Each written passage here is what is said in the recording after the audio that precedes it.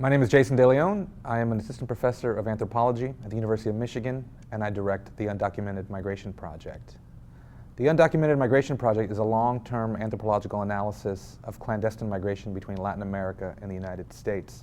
It draws on the four fields of anthropology: archaeology, forensic science, linguistics, and sociocultural anthropology to understand the violence that occurs systematically as people try to migrate clandestinely into the United States.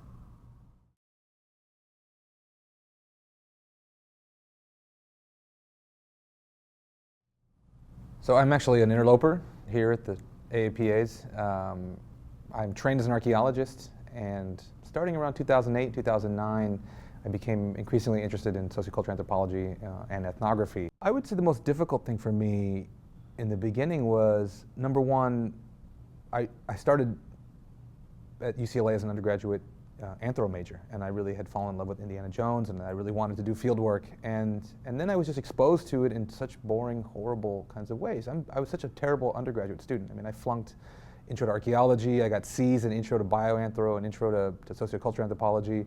I was a horrible, horrible student, and I think part of it was because, as exciting as a discipline is, I don't think we're oftentimes very good at selling it to the public and making it, we make it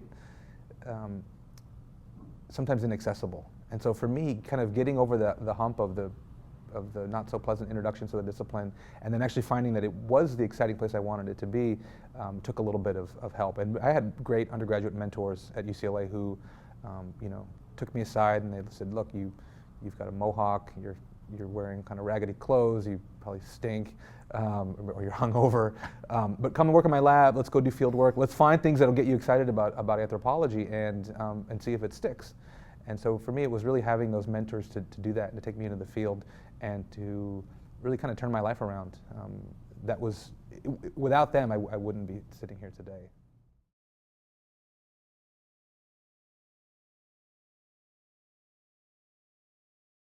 One thing that I've learned over the years doing this work is that I sort of went into it with this kind of doom and gloom perspective. I mean, undocumented migration is a brutal, horrifying, painful experience for people who go through it.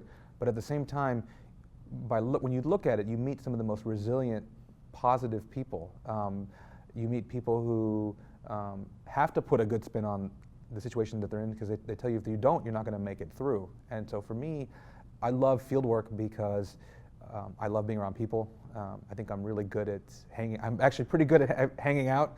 I'm really good at drinking beer and spending hours and hours talking about nothing with people, partly because I really just want to be there with folks. And that's, for me, the love of field work is that kind of human interaction. And the fact that I do work on things that are really difficult and kind of painful, it doesn't mean that there's not a lot of joy and kind of laughter in that as well, because the people that I've been privileged to work with over the years are incredibly funny. I mean, much of what I write about in my recent book is about how migrants tell stories about their experiences through the lens of humor. And you don't expect to have someone talk about a border crossing and then have it just be full of jokes and just moments where someone is telling me about when they almost died in the desert, and at the same time we're all laughing hysterically, we're crying, because the way it's being told is incredibly humorous. And for me, that's what I really love about anthropology, is that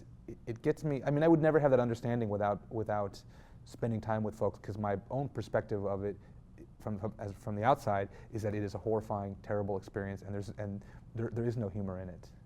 So getting that close to people really, I think, highlights the nuances of it. And actually, humans are complicated creatures, and so they talk about these things in really complicated ways. And I love being able to have the privilege to hear those stories and to spend time with those folks.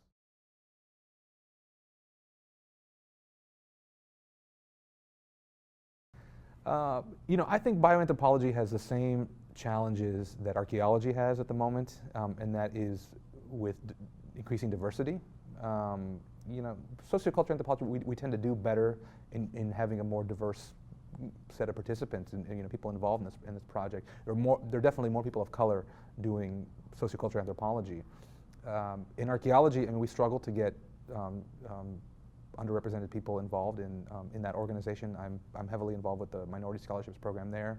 And I think many of those same issues that we see there with getting people excited about disciplines that traditionally have not had people of color is something that, that both archaeology and bioanthro are working on right now.